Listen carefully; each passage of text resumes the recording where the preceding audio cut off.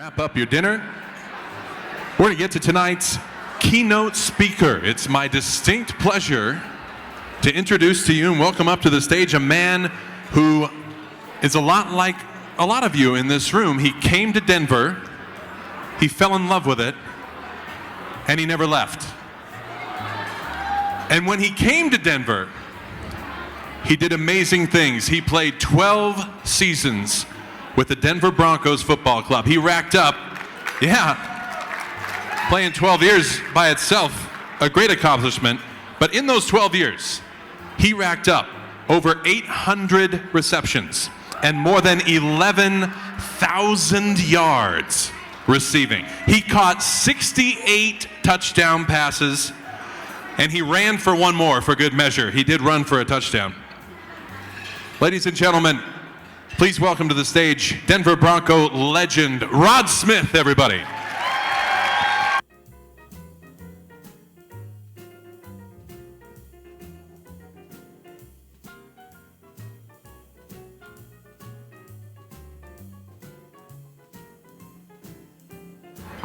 The mic's not working. Oh, okay, there. Does this guy have like an amazing voice?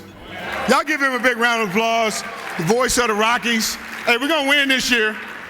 We're gonna win some games this year. We're gonna be a lot better than we were last year, but it's fine because, guys, I don't want to take much of your time. Most of you guys got food in your teeth anyway. Some of y'all been drinking, so you're not even listening right now. But I definitely got to thank Dr. Jordan, man. It was awesome. Guys, give Dr. Jordan a big round of applause.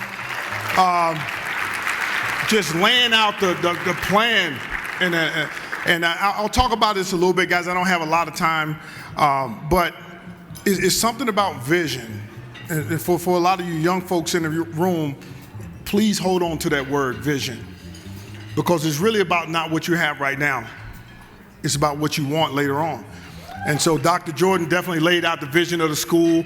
Dr. Grant comes along and helps implement a piece of the vision. As you can see, this facilities you guys have in hosting national championships. Guys, I went to Division II school at Missouri Southern, and so this was very fitting. Well, remember, I had a couple people from Missouri Southern. They graduated after I did. Stand up real quick. I got to give, it's love, it's family, right? Small schools are family, right? But guys, a lot of times when you go to a small school, and I had this conversation with my son because, you know, he's a college student and he didn't get to go to the big school. You know, everybody wants to go to these Division I schools and get all this recognition and this is that. And I told him, I said, it's not about where you go, it's what you do. If you're not producing, who cares where you are? Right? I love a lot of I kind of had a speech prepared until he started talking. No, because you know what? Because I got to implement what I was going to say into what he said. Guys, think about 50 years. It's fitting that this is 50 years for this school. It's fitting that it's 50 years for the NFL, for the Super Bowl. It's fitting that the Broncos won the Super Bowl, the 50th Super Bowl. And now here we are celebrating the 50th year of the school. I just kind of put that together real quick. I did have 3 degrees, just so y'all know. I'm not, just because he named all those stats don't mean I was a dumb jock. You know, people think because we can hit a ball or a tennis racket, use a tennis racket or whatever, or play hoops that, you know, we're just about our sport. But guys, the one thing I can tell you about the small school that I love is, see, you count. See, at the small school, you count. See, when you skip school, they know. Right? They go tell the coach. You come to practice like you've been at class all day. You know you haven't been in class all day. Just so you know, this school is too small for you to skip class, okay? They got each other's cell phone numbers and they're texting each other now. See, at least back in the day when I went to school like many moons ago, they had to at least drive over there or walk over there and tell them, right? Now they just text them, hey, you know so-and-so ain't in class today, right? And then you go to school, go to practice all fresh because you've been sleeping in. Don't act like this has never happened. Some of y'all are laughing and giggling because they probably did it yesterday. But guys, that's one thing I loved about, I grew up in Arkansas. I grew up in Texarkana, Arkansas, and I always wanted to go to the University of Arkansas. I'm gonna be honest with you, that's all I saw growing up, and And they never even offered me a scholarship. They never even came and never even nothing, right? And so I ended up going to Missouri Southern, and I drove through Fayetteville to get to, I wanted to just stop and just go to class or something, right? But that didn't happen. So I went to Missouri Southern, but guys, like I said earlier, it's not about where you go, it's what you do, right? And I was grateful. I was very grateful to have the opportunity to play at Missouri Southern. I was grateful to be one of those guys that they gave a scholarship to, because I grew up with nothing. I grew up in the projects. I grew up single family home with welfare, food stamps. That's how I grew up. So having nothing, I was used to that, but I wanted more. Anybody here want more? Anybody? Hopefully all you guys will raise your hand. You want a little bit more than you have right now. And I'll share that with you at the end, because I have a few minutes at the end. I want to share kind of how it happened for me. I put these kind of steps, or these little principles. I call them principles. I have 8 principles that help me go from the projects to the Super Bowl and beyond. And so, I'll share that with you at the end. But I love the small school because you count at the small school. See, when I go back, I host a golf tournament at my college, because, as you guys know, this is a fundraiser, and so we need to raise some funds. And every year I go back to my college for however long I've been out of school, a long time. I didn't have gray hair when I went to school there, but I go back every year, and we have a big golf tournament, and we do a big auction. Same setup, guys, because we don't have those donors and those boosters dropping tens of millions of dollars into our coffers where we can go out, and so we had to compete in a different arena. And I was talking to Dr. Grant there just for a second, and I appreciate him giving me a few minutes. But guys, see, what we do, and just especially for all the people here as guests and here for the first time, see, what we have to do at the small school is everybody just do a little bit. See, everybody do a little bit, and it goes a long way. So it's not like we're trying to get tens of millions of dollars from one person or one group. We just get a few dollars from everybody. Everybody can chip in a little bit of something, right? And so when I go back, and I was thinking about this when Dr. Jordan was talking, because, see, every time I go back to the school, I run across the people who gave a little bit when I was there.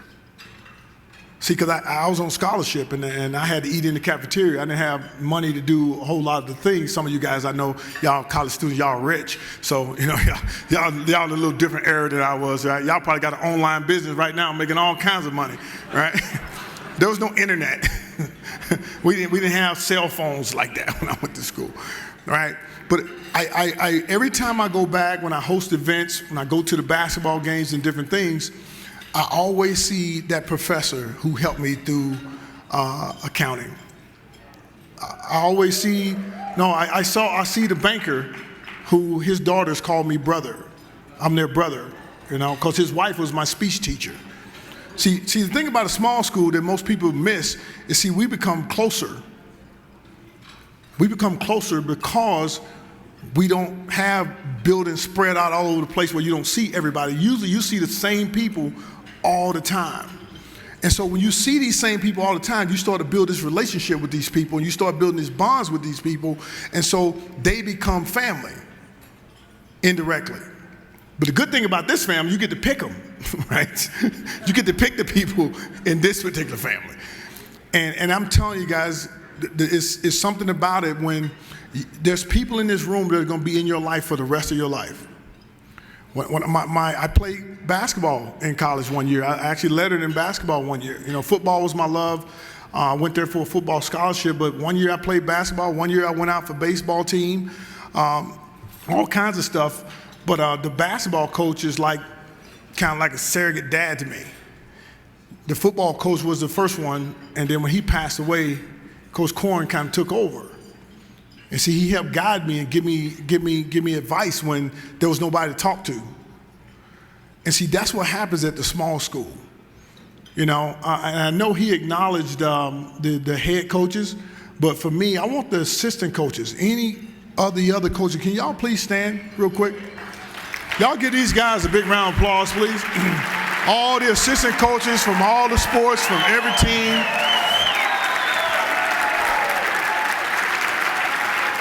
Thank you, guys.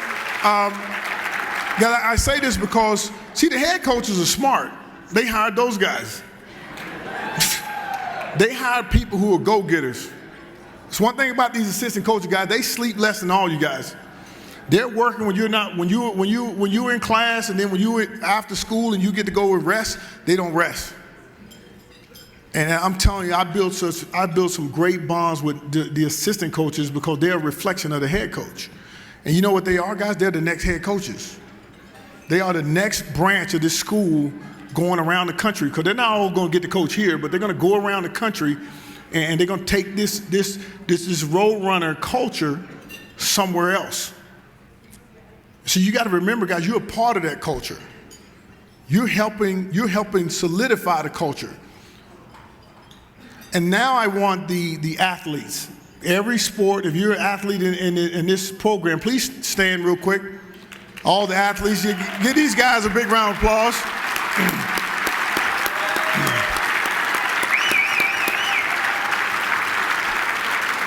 I know a lot of you guys have, first of all, I think it's special that you guys have helped with the event. You know, some of you guys may be on scholarship. And we were just talking about this, guys. I was sitting right there next to my good friend, Mr. Tyrone Braxton. Give Mr. Tyrone Braxton. He's a graduate of this university. Mr. Tyrone Braxton played 2 Super Bowls, small school guy as well. So we have a lot in common, guys, with this university, because we went to small schools and no one gave us a chance. But see, and people will always ask me, well, what's the difference in a small, well, you know, you went to Missouri Southern State College. They used to laugh at me and, you know, they used to dog us out, right? What school did you go to? I went to Nebraska. I went to Notre Dame. And, you know, these guys come in with their chest poked out. They got the jackets on, and you would leave all your stuff in the car. I didn't want them to ask me what school I went to, right? And then my check grew. When my check got big, I started wearing all my college stuff. And I said, you went to so-and-so, but I make 18 times more money than you, so it don't matter where you went to school. Money talks, right? And but guys, it's just something about, I think John told me they called them grinders. Call y'all some grinders? It sound like a little bit like me. You know, no one has to give us anything, just give us a chance. That's all we need. You know what I'm saying? That's why I'm talking to you athletes right now. See, we just need a chance. We get a chance, we don't look back. And then they wonder when you're gonna slow down. You said, I'm not. This is how I'm built. I still remember, guys, my rookie year in the NFL. Remember, I was undrafted, so I'm trying to make it. I'm hungry, man. I'm just glad to have on some cleats. I think I slept in my cleats. I didn't take the cleats off for 14 years. He said 12 years. It was 14. I need all my years. I need all 14. But guys, you know what? I remember one day in practice, and you know, it's some drills. I'm all out. I'm full speed all the time. And the guy said, hey, man, you need to slow down. I said, yeah, right. I said, dude, I got 1 gear. That's all I got. I got 1 gear. When they say go, I'm going. I ain't gonna slow down. I said, remember, you already making it. You already on the team. You already got your check. You already, you know, you established in this league. I'm not. I'm trying to make it, man. I'm trying to be on the practice squad. I'm just trying to keep these cleats on my feet. And I said, I'm not gonna stop going like this. Either you pick it up or I'm gonna embarrass you. Simple as that. Because that culture started when I was at a small school. Because that's all we know. We get that opportunity, we just know to go. And so that's why I say for you athletes, guys, I want you to remember this. You're gonna build some relationship with some of these people, some of the people who are donating a few dollars or people donating a lot of dollars. You wanna keep them close. See, when you move on away from this university, you may need some of those people in life.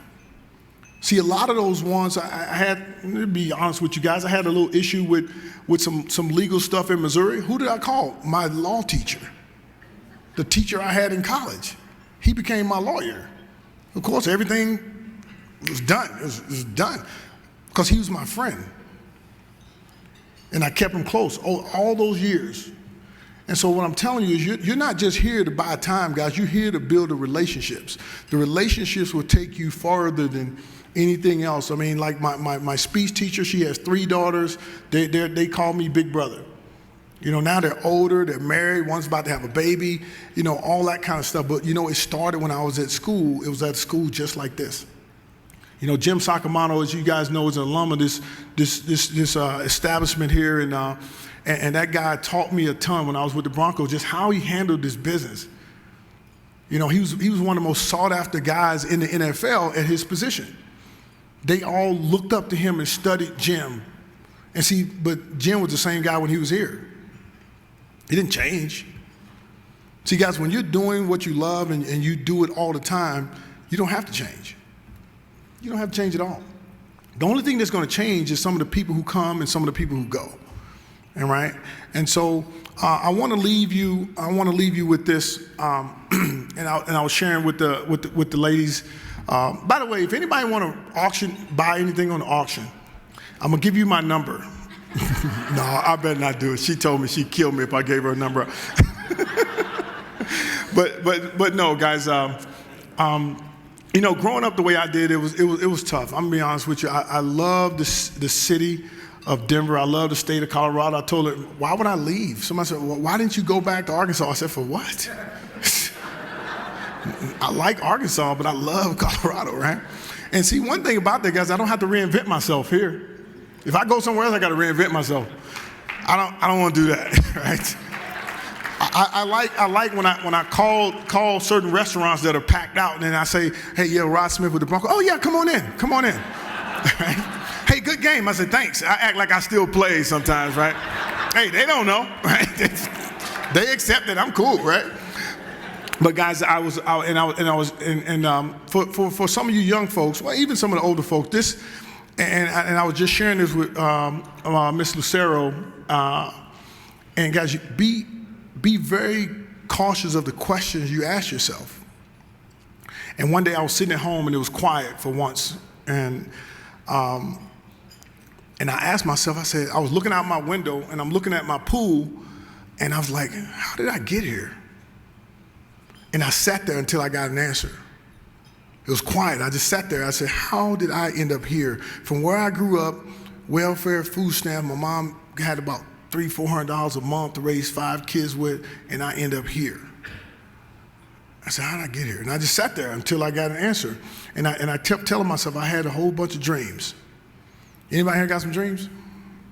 Hopefully you still got them. Don't put them on the shelf. I'm telling you right now. And so I came up with dreaming, because I used to dream all the time, daydream, wide awake. I'm looking at you, but I don't even see you. I see the future. I just see later on. I see that vision. I kept seeing what I wanted, not the problems I had. I just saw what I wanted. And so I came up with this, and I actually just finished writing my book. It's going to be coming out here pretty soon, and hopefully one of you guys will get it and it'll make sense to you. And every one of the chapters is based off of the word dreaming. And so the first chapter is a little bit about me and the upbringing, but the second chapter starts with a D, and it's dreaming, it's desire. And see, you gotta want more than you already have. See, I don't care how much you got. Maybe you want to bless more people. That's your desire. Maybe it's something that's got to make you want to get up in the morning where a clock can't even get you up. I'm already up. See, even to this day, after all the things I've accomplished that people think is so special, and I'm like, I'm nowhere close to where I want to be. So they said, dude, do you ever sleep? I said, no, man, I run off the sun. They said, you was sending out emails at this time, and I saw you on Facebook at this time, and then you was on Twitter, and then I saw you was doing a meeting, and I saw a guy take a picture with you. He said, do you ever sleep? I said, man, my dreams keep me up. My desires keep me up. And the R is responsibility. Guys, you got, especially for you young folks, please learn to be responsible. Responsible. Don't look for people to blame. No matter what your situation is, accept it.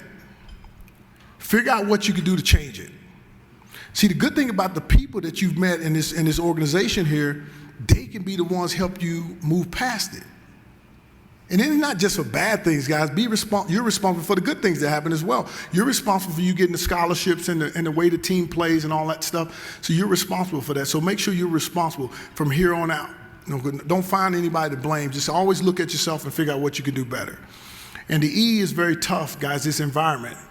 You know, the world is very small right now because of the internet. Everybody thinks they know you because they follow you or whatever. And you got to be very careful, especially for you guys. You got to be careful. Remember, the employer that's looking for you going to look at your Facebook page. They're going to look at your Twitter account. They're going to see who you're following, who is in your personal environment. Guys, you got to be careful of your environment. And I tell my son that all the time because he likes to clown and have a lot of fun on his page. And I said, you just may have offended the person that could hire you for your next big deal. And so, guys, be mindful of your environment. I always say, don't let your environment influence you. You influence your environment. The A is affirmations. Affirmations is words, speak. What are you speaking? What are you saying to yourself? Guys, you can't, and I'm telling you, I promise you, especially in college, even some adults in here going through the same stuff, guys, life is hard. I'm just being honest with you. It is. It's fair, but it's hard sometimes. Sometimes it don't seem like, why is this happening to me? Because one thing I learned to start speaking better to me. See, you might not have 15, 20,000 people, 100,000 people at some of these schools have cheering for you, but are you at least cheering for you? See, you can't beat yourself up. Guys, let me give you a little tip that I do.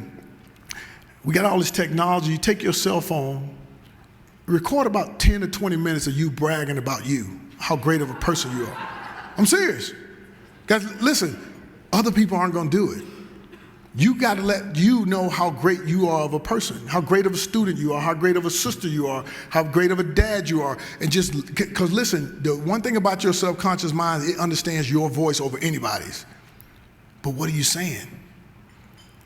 Because I would listen to me when things were tough. When things were great, I would listen to me. What would that 20-minute conversation, I would loop it and just have it repeat itself. The trick is to do it while you sleep. I know this sounds weird. The key is get the volume right where you still go to sleep, but see, the subconscious mind never sleeps. I'm serious. If you want to program yourself for success, that's just one of my tips. The M is mentorship. I think this is the most important thing that ever happened in my life. Some of the coaches and the teachers that I had in my life, guys, changed my life. See, they knew things that were going to happen to me that I didn't know. And I had to be humble enough to listen. I had to be humble enough to take their word and their mentorship. And I'm telling you guys, when you get a good mentor, you got to cherish them. You got to treat them like gold. And sometimes it's not the person you want. Sometimes it's not. Some of you guys may have read the book Rich Dad, Poor Dad, Robert Kiyosaki. He's one of my mentors. He's a guy, I got his cell phone number. I can call him anytime. You know what I did? I read one of his books and it changed my life, and I stalked the guy. I ain't gonna be honest, I stalked him. Because if he was talking about that and I could get that information, I would do anything in my power to be around him just to listen. I paid tens of thousands of dollars to go to conferences and things like that just to listen to people who have more than I have or who have a direction that's a little different than mine, not to challenge, but to see if I can put that into my life and be able to move forward. So guys, please find you a mentor. And this is just not for the students, this is for anybody, right? And then the I is integrity. You got to do what you say. See, technically I'm not supposed to be here right now, but I gave my word. See, my daughter's in the hospital right now. But it's life, it happens, but I gave my word. I still got to make something happen. So I had to go get my grandsons, pick them up from school. I'm scrambling. I'm talking to John. I said, John, listen, man, I might be late, but I promise you I'm going to get up on that podium and say something. Because I gave these guys my word months ago. I don't get to stop because life happened. I don't. Guys, your word is everything. It's everything. So you got to have that integrity. You got to have, you just got to know when you walk in the room, the people know the room just got better. Because you walked in. They say, oh, he's here. Oh, she's here. Oh, yeah. I know what kind of event this is. They're there. The end is never, guys. Never give up. Never quit. I could write a whole book on just never, because sometimes, guys, some of the people as close to you as possible are going to tell you what you're going for is impossible. But trust you. Trust in you. That's what those words were for in their recording when you were saying it to yourself how great of a person you are. And guys, I'm telling you, you can never stop going for what you say you want. And everybody's not going to agree, and it's okay. Everybody's not going to agree. Just understand it.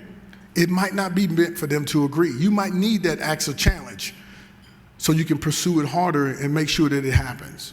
okay? And my last thing, guys, because I don't want to take a lot of time, is the G. And to me, when I understood this, it took me from the projects. This one piece right here took me from the projects is gratitude. You got to be grateful for whatever you got. See, what I learned was whatever you're grateful for multiplies, regardless of the size. So when I didn't have much, I was thankful for it, and you know what happened? It kept growing. So as I got more, I kept being grateful, and I kept giving thanks ahead of time before I ever got it. And see, be thankful that you're at this institution and you have this opportunity that you have. See, some of you guys are going to go compete for a national championship. Be grateful for it, regardless of the outcome.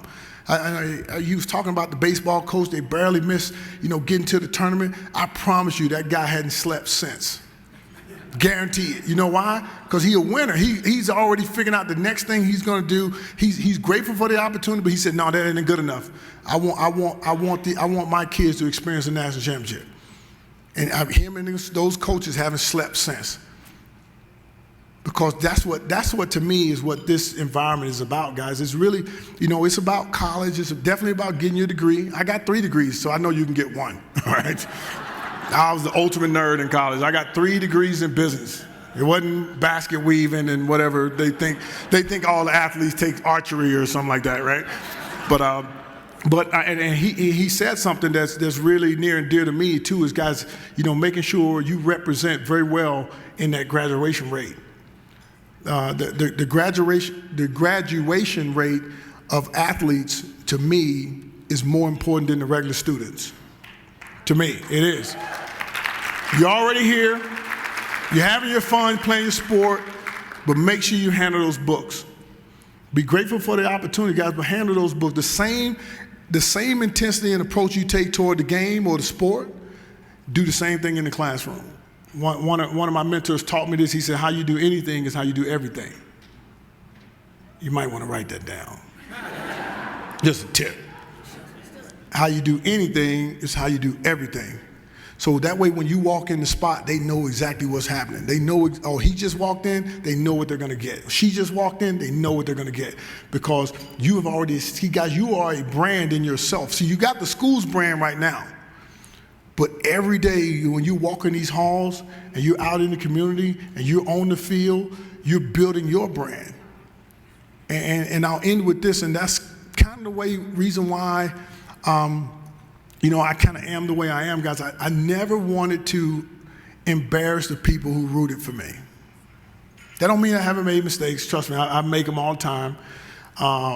But I always want to protect those brands who were attached to me, which means my family is attached to me, so I want to protect that brand. The Denver Broncos were attached to me, so I wanted to protect that brand. If I get in trouble or I do something great, Denver Bronco, Rod Smith, that's the first thing to say. So in other words, I'm attached to the NFL, that shield, the NFL shield, which is going to be here when I'm dead and gone, right? That shield is still going to be here. The Broncos brand is going to still be there, but my family's brand is going to still be there. So I have to protect those 3 brands. So when you're out there doing things, guys, make sure you're adding to your brand. And you're adding good people to expand your brand. The best way to expand your brand, guys, is have other people talking about you, about what you contributed. And so that's what tonight is about, guys. It's about contribution. Just even for some of you guys who are here for the auction items, and I know my man CJ Anderson got some stuff out there. I saw some Rocky stuff out there. I saw a lot of stuff out there. I like CJ because he's undrafted, but I don't like him because he went to a big school. But that's my guy, though. I from day one when he got to Denver, guys, I was always talking to him and Chris Harris. They're undrafted guys, and to me, an undrafted guy in the NFL is like a small school guy in college. A small school. It's the same thing. They kind of look at you, they look down on you for a minute until you smack them in the mouth with your results. See, that's one thing we're good at, right? Is this true? We're good at that here, right? You guys got the NCAA. You got some national titles, guys, being hosted by you guys. So you got to put your best foot forward, And some of those kids might say, "Man, I should have went to school there," right? And so with that, Docs, Dr. Grant, Dr. Jordan, John. I don't know where John went. Oh, he's back there in the corner over there. He's been very helpful. Give John another round of applause for me. He's really orchestrated me being here. Guys, I don't want to take much more of your time. You know, I got to go. I'm gonna stay here for a few more minutes, then I'm gonna have to get out of here. But you know, I still got to do the family thing. You know, but it's life. It happens, right? But I gave my word, and so if you don't remember nothing, guys, just understand that life is going to happen anyway. But you can also, you know, don't let life happen by default. Let life happen by design. You design how you want your life to be. Speak it into your phone and record how you want your life to be 5 years from now, 10 years from now. I'm telling you, it's nuts. It's going to happen. I did it. I got documentation. I don't have time to talk about it. Guys, I have documentation of when I was hungry. My girlfriend just had a son. I have no job. And I started speaking what I wanted into my life, and everything I spoke happened. Everything. And then I got mad because I didn't ask for more stuff. So I'm telling you now, ask for more stuff. Success, spirituality, whatever it may be, just go ahead and start asking in advance, and I promise you it'll happen for you guys. Thank you a lot. I appreciate the opportunity to be a keynote speaker.